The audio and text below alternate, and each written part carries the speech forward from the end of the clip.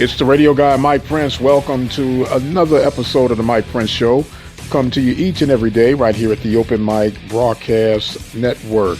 You can follow me on Twitter at the Mike Prince Show.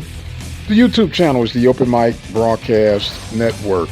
Our website is obnradio.com and our 24-hour dial-in message line 713-570-6736. Without any further delay, we'll jump straight into today's episode. We know we're coming up on the first wave of signings.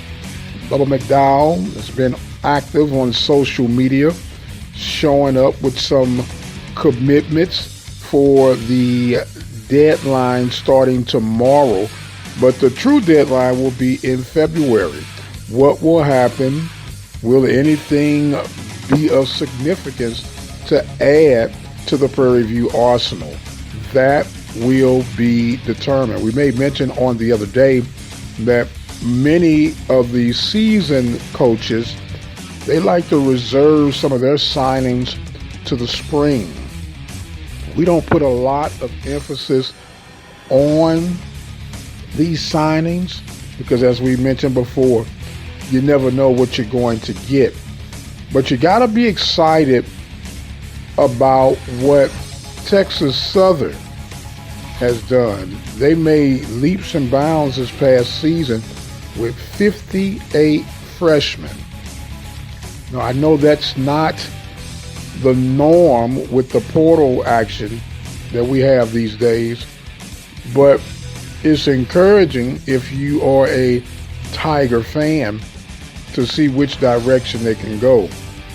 I don't expect much from them in announcements on the Wednesday signing, and maybe a signing or two in February.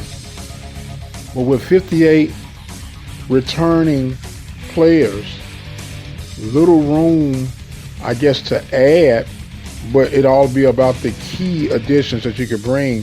So I kind of see them leaning more toward the portal. In reference to Prairie View, don't know which direction they're going to be heading in.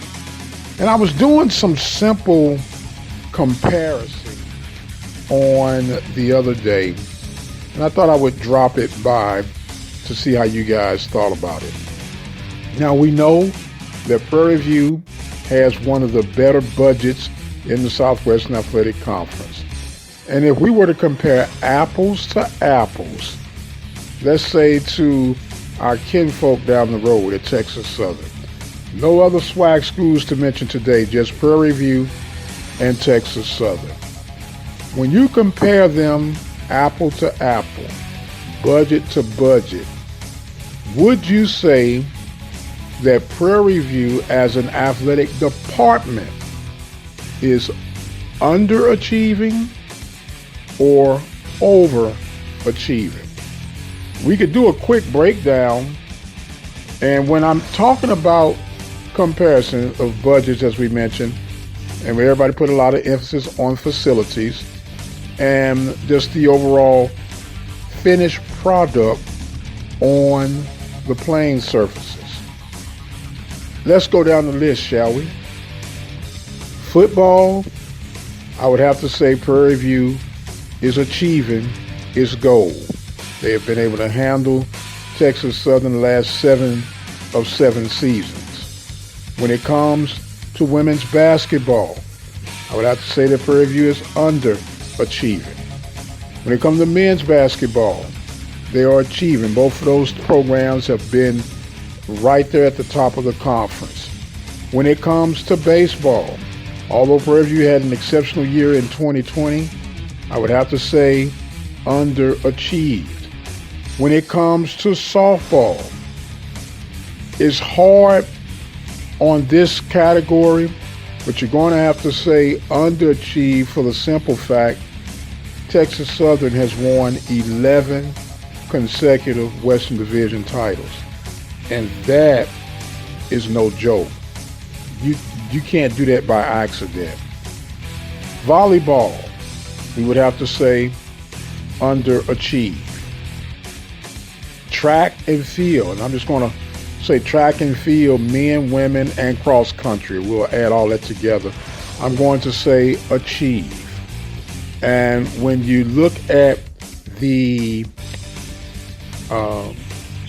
soccer program, of course, the soccer program at Prairie View has done exceptionally well, so we're going to have to give them an achieve on that. Bowling, we're going to give an achieve.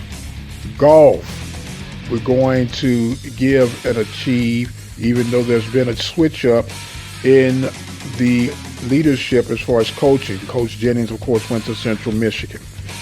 There is no comparison with tennis because Texas Southern has no tennis.